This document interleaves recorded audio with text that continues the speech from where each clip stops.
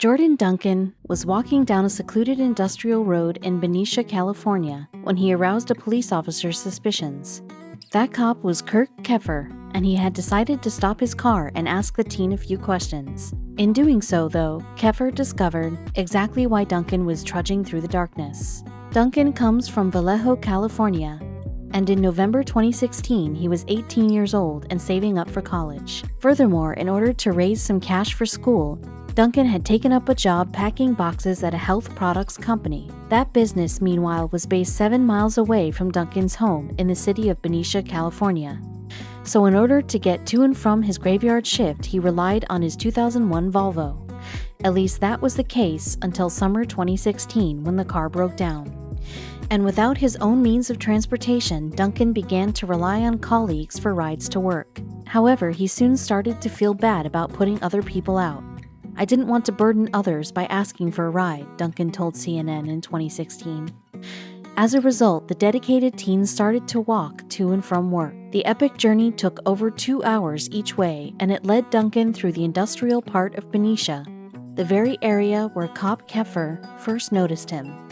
And the Benicia police corporal thought it was strange that the young man was out alone in that location after 11 p.m. on a September night. "The street that I caught him on is really dark, and there's no sidewalks, and he was dressed all in black," Keffer recalled to CNN. With that in mind, the officer pulled his car over in order to quiz Duncan, and at that point, the teen grew a little bit worried. "I thought, okay, did I do anything wrong?" he told the Washington Post in 2017. "Is he going to put me in cuffs? I didn't do anything bad." Consequently, Duncan told Keffer how he was walking home from work.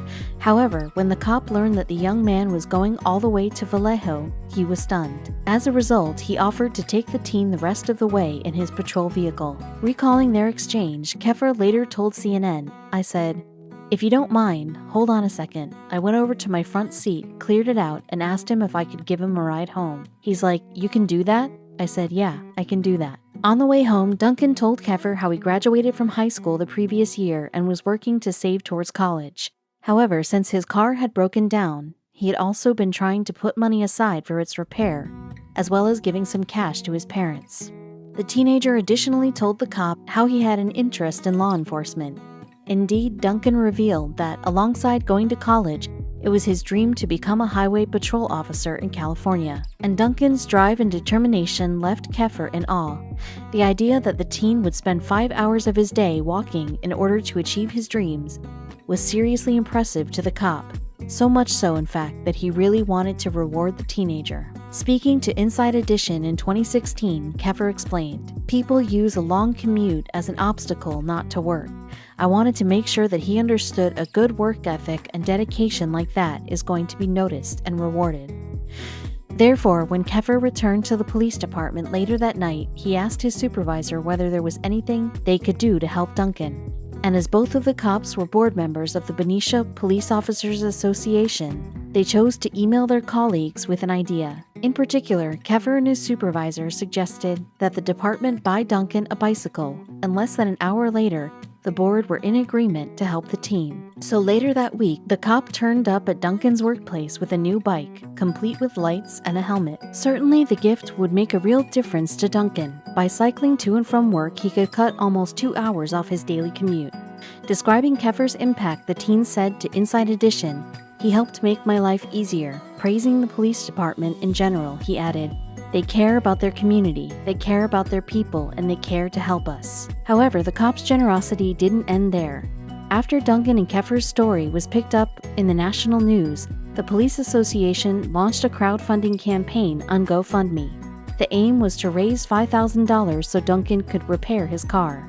But after just a few days, the donations had surpassed $10,000. As a result, the association upped their target to $25,000.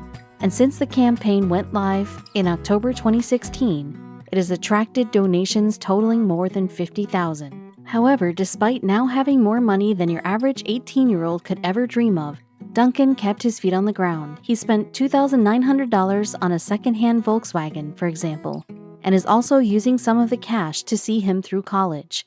In January 2017, he took up a place at Solano Community College, where he decided to major in law enforcement. But even though he was busy with studies, Duncan still kept his job at the factory, and with his work ethic, there's no limit to what the young man might achieve, especially with a cop as his mentor. He stopped and asked for my opinion, which meant a lot, Keffer revealed to the Washington Post. He's got a bright future ahead of him. I just hope he continues down this path.